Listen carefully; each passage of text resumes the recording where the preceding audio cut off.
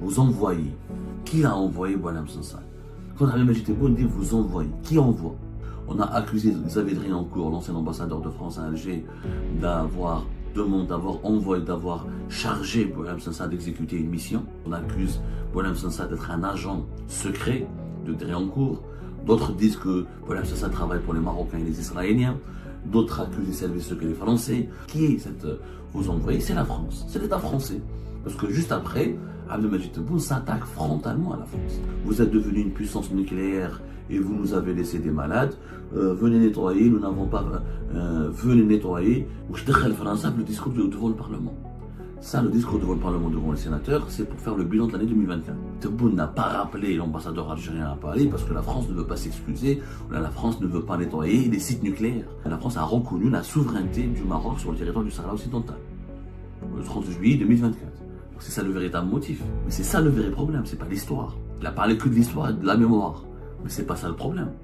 Ça fait depuis 62, nous avons des relations avec la France, alors que la France était notre ancienne puissance colonisatrice. Alors bonjour tout le monde, bonjour mes amis, j'espère que vous allez bien.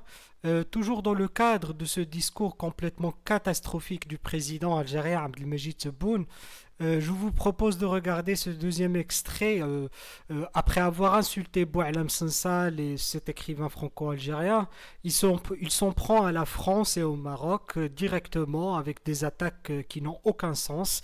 Il revient à l'histoire, à la partie, à la colonisation, aux tests nucléaires qui ont été effectués en Algérie. Bref, je vous laisse regarder, puis on va discuter et commenter après. L'autre passage qui est quand même est impressionnant, c'est qu'il dit vous envoyez. Qui a envoyé Boualem Sansal? Là, vous envoyez. Boualem Sansal est un Algérien, il est rentré avec son passeport algérien, il a été naturalisé français en 2024, mais il est algérien encore. Il a le passeport algérien, il a vécu en Algérie, il est né en Algérie, il a grandi dans le de Boumerdès, il a vécu à travailler pour le ministère de l'Industrie en Algérie, où il séjournait, il vivait jusqu'à 2019, il vivait régulièrement en Algérie. Après 2019, il faisait des allers-retours de l'Algérie et la France. Il ne s'est jamais coupé de l'Algérie. Et avec son passeport algérien, il a le droit de venir dans son pays. C'est un connard, c'est ce que vous voulez dire. On peut ne pas l'aimer, on peut le détester, on peut l'insulter, on peut ne pas le supporter, on peut le percevoir. Je ne dis pas que c'est un connard. Pour moi, c'est un écrivain, un intellectuel avec lequel je ne suis pas d'accord, mais on peut ne pas l'aimer. Dans l'esprit de beaucoup d'Algériens, c'est un connard. Même s'il est un connard, même les connards ont le droit d'entrer dans leur pays. Légalement, on ne peut pas faire des lois pour empêcher un citoyen, un ressortissant qui dispose de la nationalité du pays, de son pays d'origine, on ne peut pas lui dire on ne rentre pas dans ton pays d'origine. Ça n'a aucun sens. Ni légalement, aucune loi, ni le droit national, ni le droit international ne permet une telle mesure. Quand Abdelmajid Tebboune dit vous envoyez, qui envoie? Là, parce que ça me rappelle les théories du complot qui ont été véhiculées au lendemain du 16 novembre 2024, quand ça a été arrêté. On a accusé Xavier Driancourt, l'ancien ambassadeur de France à Alger, d'avoir envoyé, d'avoir chargé Boualem Sansal d'exécuter une mission. Comme il est très critique de Xavier Driancourt vis-à-vis du régime algérien et qu'il est très proche de certains courants de l'extrême droite en France, on accuse Boualem Sansal d'être un agent secret de Driancourt. D'autres disent que Boualem Sansal travaille pour les Marocains et les Israéliens. D'autres accusent les services secrets des Français. D'autres accusent des lobbies anti-algériens encore plus puissants en France. Mais on imagine que Boualem Sansal est venu avec une mission secrète. Sauf qu'il a l'habitude de venir en Algérie. Il avait une maison en Algérie. Je pense qu'il est de Thniyat el-Had, Boualem Sansal. Donc, c'est pas quelqu'un. Voilà, il a l'habitude de venir tout le temps. Il a vécu pratiquement toute sa vie en Algérie. Donc, en quoi Boualem Sansal serait devenu un agent subversif en mission? Donc là, c'est une accusation vis-à-vis d'une tierce partie, c'est-à-dire on a politisé l'affaire. Regardez Abdelmajid Tebboune, en fait, ils ne sont pas compte qu'il est en train de rendre service à Boualem Sansal. Quand tu dis que vous envoyez, donc on est en train d'impliquer une tierce partie. Qui est cette vous envoyez? C'est la France, c'est l'État français. Parce que juste après, Abdelmajid Tebboune s'attaque frontalement à la France. Et c'est là la deuxième partie controversée de l'intervention de Abdelmajid Tebboune. Moi, je ne comprends pas l'opportunité ni la relation entre le sujet de son discours et la France. Voilà ce qu'elle est dans son discours. Je ne vous demande pas de vous excuser pour ce que ont fait vos ancêtres, mais au moins une reconnaissance morale pour ce qui s'est passé. Vous êtes devenu une puissance nucléaire et vous nous avez laissé des malades. Venez nettoyer, nous n'avons que faire de votre argent. Je ne laisserai pas tomber la mémoire. Je ne demande rien, ni euros, ni dollars, mais la dignité de nos ancêtres et de nos concitoyens. Je serai reconnaissant, encore une fois, quand il parle de la France, le jour où une statue géante de l'émir Abdelkader trônera dans la capitale française. Voilà. Et d'autres propos sur la France, sur la colonisation, sur des mots assez durs contre la France, ce qui rappelle encore une fois que l'ampleur de la dimension tragique du conflit actuellement, de la crise actuellement algéro-française, mais les propos de Tebboune soulèvent des interrogations. Le discours devant le Parlement. Ça, le discours devant le Parlement, devant les sénateurs, c'est pour faire le bilan de l'année 2024. Effectivement, l'un des faits majeurs de l'année 2024, c'est qu'il y a la crise algéro-française. L'Algérie, elle a rappelé son ambassadeur. Depuis le 30 juillet 2024, il n'y a plus d'ambassadeur algérien à Paris. Et les relations sont extrêmement tendues. Les relations commerciales, les relations politiques, les relations diplomatiques sont extrêmement tendues. Les deux États ne se parlent pratiquement plus. Et on observe uniquement le strict minimum. Mais pourquoi parler du passé, en fait? Tebboune n'est pas sans ignorer que nous vivons dans un pays où 75% de la population algérienne a moins de 40 ans. Donc elle n'a pas connu l'époque de colonisation. Il le dit lui-même, je ne demande pas de l'argent, je demande juste de la reconnaissance. Mais si ce discours a été prononcé le 5 juillet, un 1er novembre, un 8 mai, ou là, un jour de commémoration des événements de la guerre pour l'indépendance, je peux le comprendre. On commémore la guerre pour l'indépendance, effectivement, on a le droit, comme c'est un épisode tragique de notre mémoire et de notre histoire, on a le droit de demander des comptes à la France. On a le droit de demander des comptes et des explications à la France, et on attaque l'ancienne puissance colonisatrice. Mais là, c'est un discours, il n'y a pas de fête nationale, c'est la fin d'année, c'est le bilan, et la majorité de la population algérienne ne sont pas préoccupés par le passé. Et la rupture des relations, pas la rupture pour le moment, on n'est pas dans une situation de rupture, on est dans une situation de gel des relations diplomatiques avec la France, parce qu'il n'y a plus d'ambassadeur algérien à Paris, alors qu'il y a un ambassadeur français à Alger, s'explique par d'autres problèmes qui sont liés au Maroc, au Sahara occidental. C'est ça la principale raison.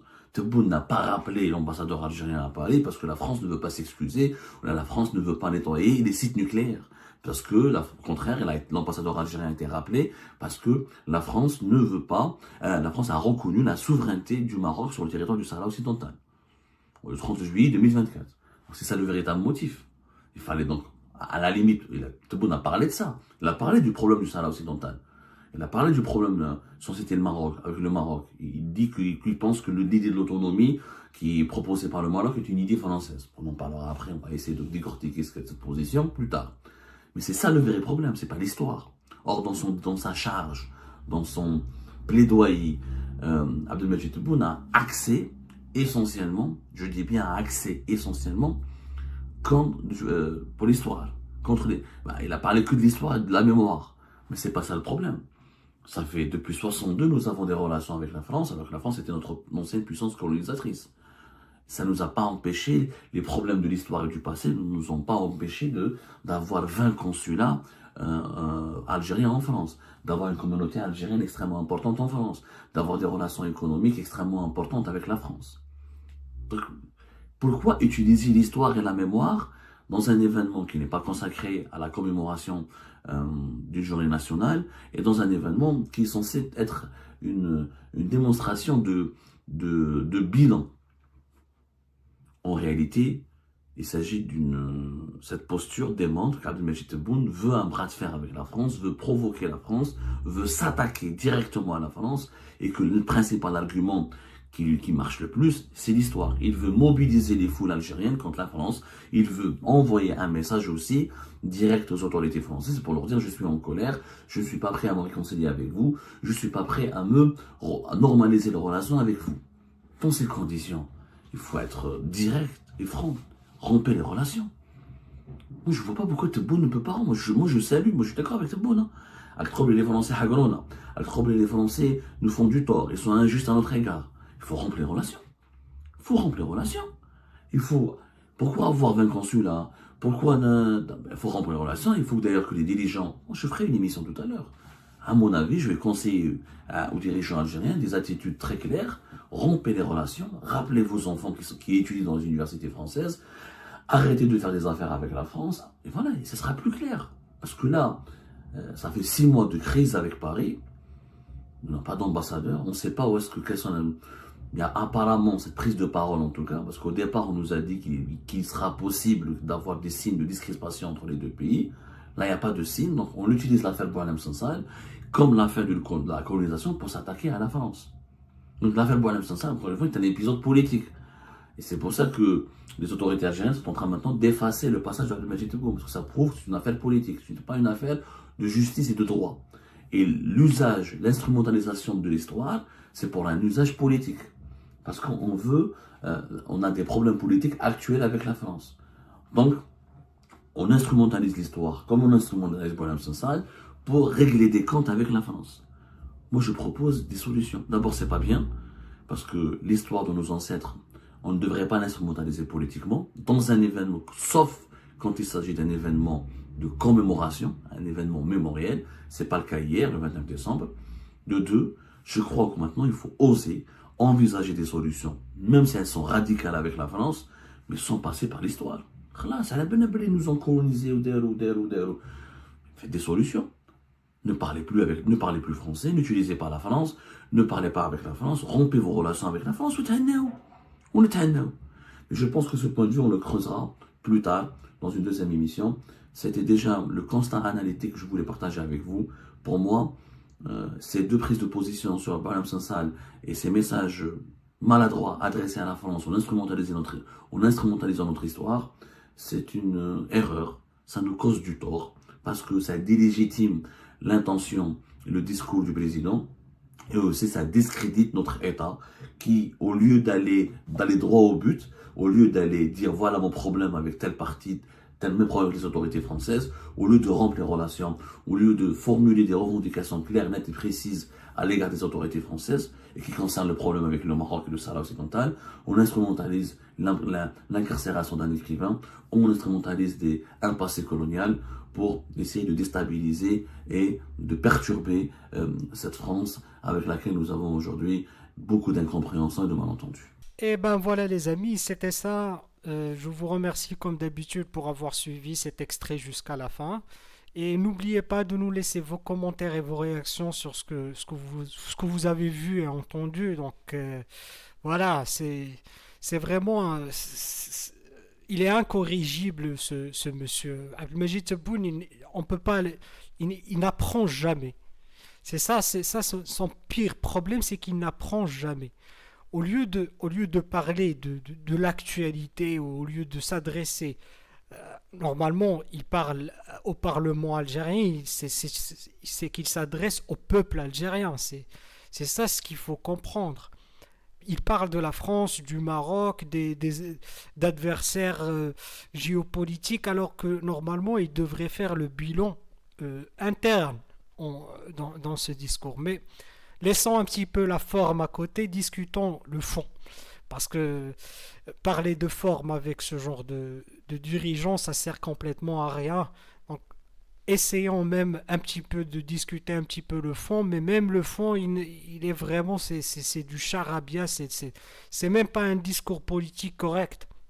Parce que si tu veux t'attaquer à la France, d'accord, mais sois cohérent, c'est vraiment, parler de l'histoire déjà, de l'histoire coloniale et de la colonisation française, excusez-vous, mais qu'est-ce que c'est que...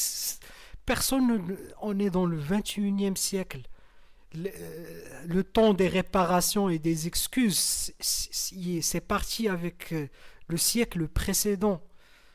Il ne faut plus parler de ça. Les gens se développent, les pays se développent, se créent une identité. Il fallait se créer une identité dès l'indépendance. Mais là, c'est ça, c'est un problème qui est vraiment très profond dans la constitution de l'État algérien. C'est qu'elle est constituée sur l'animosité envers le Maroc et la France en particulier. C'est ça, c'est un problème structurel qu'il faut trouver une solution, sinon c'est droit vers le mur et c'est ce qu'on regarde, c'est ce qu'on est en train de constater déjà. Parce que quand on revient en arrière pour résoudre un problème du présent, alors la reconnaissance de la marocanité du Sahara, c'est une actualité de 2024.